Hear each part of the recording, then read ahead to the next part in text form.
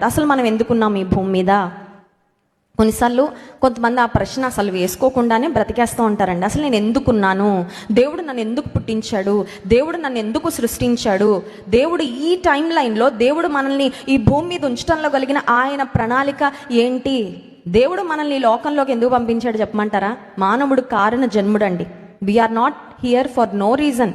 ఏ కారణం లేకుండా ర్యాండమ్గా పుట్టేసామండి, బ్రతికేస్తున్నామండి, ఆ తర్వాత ఒక రోజు చనిపోతాం, అది కాదండి. దేవుడు తన ఉద్దేశము కొరకు ఈ లోకంలో మనలో ఒక్కొక్కరిని ఆయన సృష్టించాడు.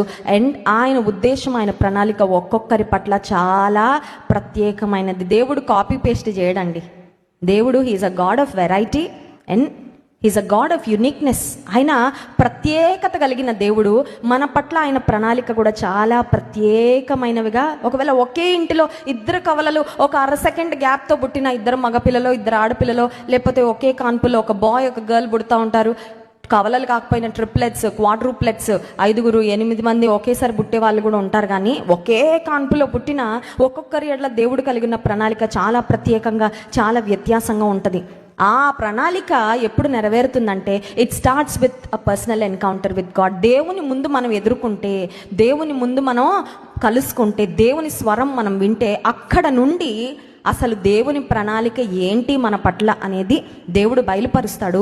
ఆ ప్రణాళికను మన జీవితంలో ఖచ్చితంగా దేవుడు నెరవేరుస్తాడు.